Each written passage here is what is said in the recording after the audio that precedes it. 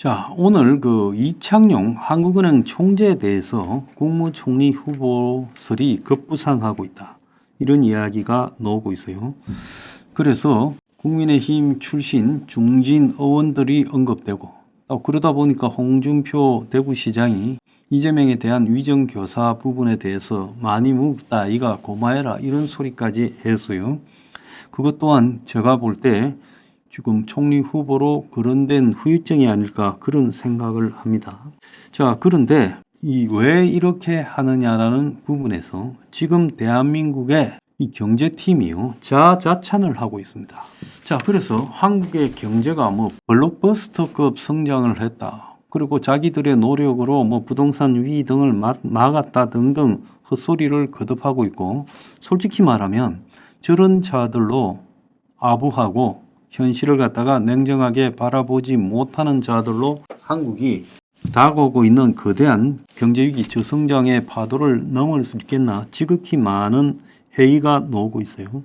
또 지금 트럼프 2기가 시작되면서 트럼프발 미지의 공포가 지금 한국을 덮치고 있고, 그 공포는 안보와 경제 두 가지입니다.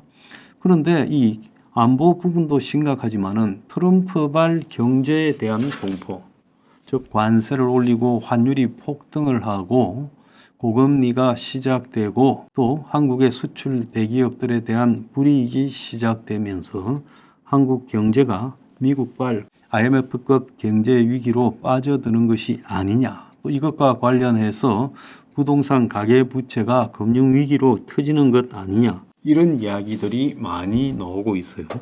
자, 윤 정권이 이제 임기 반을 돌아서 후반기에 내세울 게 양극화 해소를 주장하고 있습니다. 그런데 지금 대학생에게 등록금을 많이 주자, 청년들에게 자금 지원을 해주자라는 포퓰리즘 이야기들만 난무하고 있어요. 그래서 대학생의 75%가 장학금을 받는 나라. 그래서 이게 도대체 양극화 해소와 무슨 관련이 있고, 대학교를 그렇게 많이 가는 게 맞냐? 또 대학을 못 간 고졸 청년들은 상대적 불이익을 겪는 게 대학 간 애들보다 훨씬 상황이 안 좋은데 처해 있을 건데 이게 맞느냐라는 이야기까지 나오고 있고, 그야말로 제대로 교육을 하지도 못하는 삼류 사립대학을 먹여 살리는 방법 아니냐. 그래서 양극화의 새로운 방향이 나와야 된다. 이런 이야기도 나오고 있습니다. 자, 그런데 이창용 총리가 경제 애척에서 몇 번 헛발질을 했지만은 그래도 한국에서 교육, 부동산, 저출생 등 사회 현안 문제에 대해서 한은 총재의 범위를 벗어났다라고 비판당할 정도로 많은 이 경제 사회적 문제에 대한 언급을 해왔습니다. 그래서 저도요, 이 현 상황에서 이 경제위기, 금융위기를 막으려면 그래도 좀 양심적으로 옳은 소리를 하는 이창용 씨가 총리를 하는 것이 맞다라고 보고 있습니다. 자, 해전문 인사라고 할 만큼 때 묻은 무슨 4호선 한, 지자체장 한 그런 국민의힘 정치인을 총리로 앉히면 국회 인준 통과도 어려울 뿐더러 더 나아가서요, 솔직히 말하면 그건 하나만하다. 야당하고 어떻게 뒷구멍으로 좀 수습해 볼까? 근데 그게 되겠습니까? 이재명 재판이 진행되고 있는 상황에서요. 그래서 진짜로 이 양극화가 시대적 최고의 과제라면 그 양극화에 대한 문제의식이 현재 윤이 총리로 시킬 만한 사람 중에 이창용급쯤 되는 사람이 있느냐? 없다고 봅니다. 제가 맨날 부정적으로 말하는 게 아니라 윤 정권에서 나오는 이창용 총리 설에 대해서 저는 적극적으로 추천하고, 이 사람이 안 되면 그야말로 하나마나 인사로 윤 정권이 경제 위기를 극복해내지 못할 것이다라고 생각을 합니다. 일부 여성도 검토된다는데 그런 여자들을 구색 맞춤으로 등장시키지 말라는 겁니다. 현재 윤 정권이 총리를 갖다가 임명한다 하더라도 그 총리가 야당에 의해서 실제로 국회에서 통과될 가능성이 거의 없어요. 그런데 이창용은 문재인 전 대통령이 물러가면서 이창용을 하는 총재로 임명하고 갔잖아요. 그러니까 야당이 이창용을 거부할 그런 명분도 없어요. 물론 문재인이 임명했다고 해서 이창용이 친문이나 친야당 세력은 전혀 아닙니다. 이 사람 무색무취한 경제 전문가죠. 그래서 경제 통일하고 한국 내에서는 손꼽아 쥐고 있는 것도 사실이고요.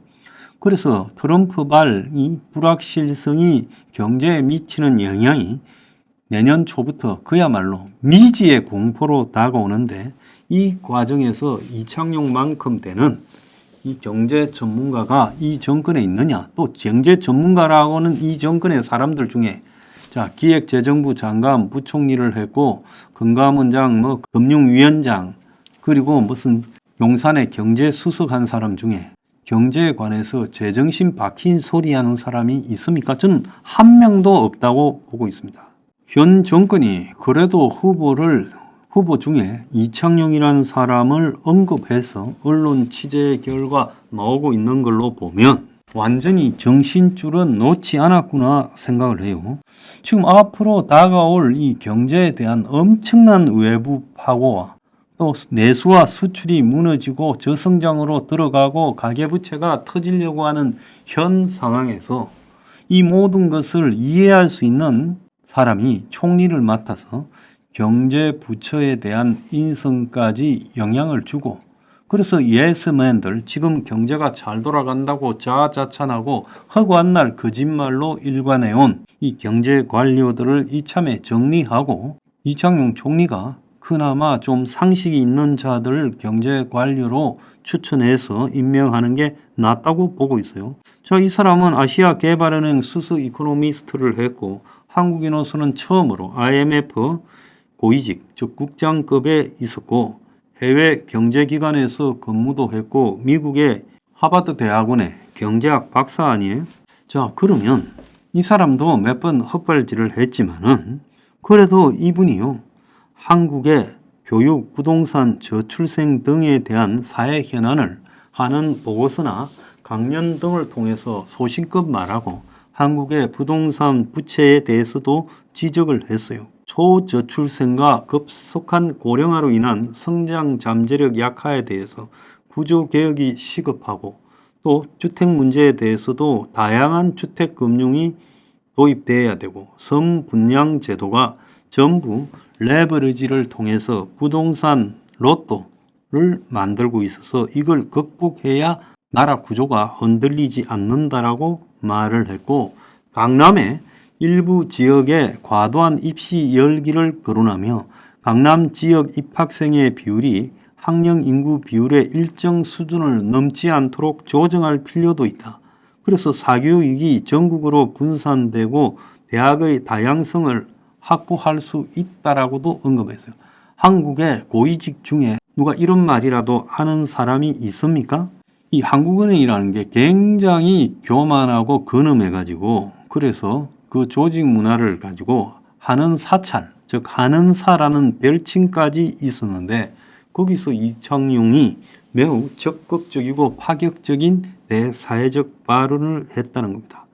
그래서 윤석열 대통령의 임기 후반 최고의 기치인 양극화 타개라는 부분에서 봤을 때 이창용만한 사람도 없다. 또 고위 관료 중에 유일하게 이창용이 용기 있는 발언을 하면서 한국은행이 물가 금리를 다루는 그런 기관을 넘어서서 사회를 바꾸기 위한 담론도 제시했다, 이렇게 보고 있어요.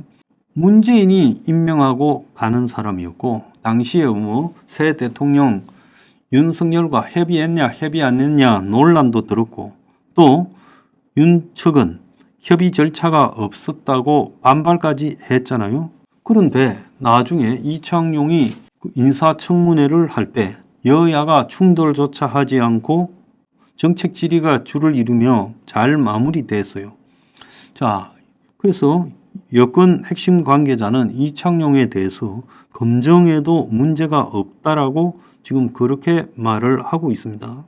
그래서 그러지 않으면요, 정치인 출신을 임명하거나 여권에 가까운 인물을 임명하면 솔직히 총리의 역할은 현 한덕수 총리와 총리처럼 아무런 존재감이 없는 총리가 될 거고 국회 인선을 통과할 가능성도 없어요. 그래서 이창용을 후보로 거론했다라는 부분에 대해서 저는 적극 환영하고요. 며칠 전에 이창용만큼 말할 사람이 더 필요하다는 어느 언론에 이 보도가 있었습니다. 이창용이가 틈만 나면 부동산과 교육 이야기를 한다 하는 총재가 물가나 잡지 웬 오지랖이냐고 하지만은 그는 국토부 장관보다 부동산을 더 많이 말하고 교육부 장관보다 파락군 문제를 더 걱정한다. 경기 침체 때 부동산을 부양하는 고리를 끊자고 제안했고 섬 분양이 부동산 로또를 만들었다고 했고 강남 학생 비율이 일정 비율을 넘지 않도록 조정하고 사교육을 분산시키면 기준금리 조정하는 것보다 부동산 가격을 더 안정시킬 수 있다 하고 지금 국민 대부분이 부동산과 교육의 노예로 시달리고 있는 상황에서 이 문제에 대해서 고민하고 대안을 이야기했던 사람 저는 유일하다고 보고 있습니다. 파락군 등 학군과 부동산, 강남 부동산 등에 계급하는 개천의 용 탄생을 막아 계급 이동 사다리를 박살내고 이게 지금 저출산의 원인이 있다는 겁니다. 그래서 한국 사회의 고질적 병폐인 금 나누기. 자, 그래서 파락군과 강남은 1급이고 이런 부동산 숭배를 끝을 내야 된다. 그래서 아파트가 평당 가격이 입지에 따라서 등수가 매겨지고 아파트의 급으로 사람에 대한 평가까지도 되고 지금 전문직이나 대기업 직원 소득으로도 강남의 아파트를 살 수 없고 그래서 소득이 부동산을 못 이기고 개천의 용이 금수저를 못 이기고 자, 노동의 가치가 땅에 떨어지고 사회적 자원을 다 빨아들이는 이 학군과 강남 부동산의 소용돌이는 이제 이 나라를 망치고 있다는 거예요. 그리고 또 그것 때문에 사교육에 다들 돈을 집중시키고 그리고 연끌 부동산 대출을 받고 그렇게 되니까 내수에 쓸 돈이 없으면서 자영업도 몰락하고 있다는 거예요. 그래서 이창용이 욕먹어가면서 부동산 교육 이야기를 하는데도 아무도 관심을 보이지 않고 대통령이나 야당 대표도 지금 말하지 않고 그래서 실제로 대한민국의 정치권이 모두 위선적인 상황에서 이창용이 이런 이야기를 했다는 것은 매우 중요하다. 그래서 이창용처럼 한국 사회의 뒤틀린 구조를 본질적으로 말하는 사람이 나와야 된다. 한국일보가 이런 칼럼을 썼어요. 저는 맞다고 봅니다. 윤석열 대통령이 이창용 총재를 총리에 임명하면 그나마 사는 수가 생길 것도 있을까? 그나마 살아남는 수가 생길 것도 같습니다.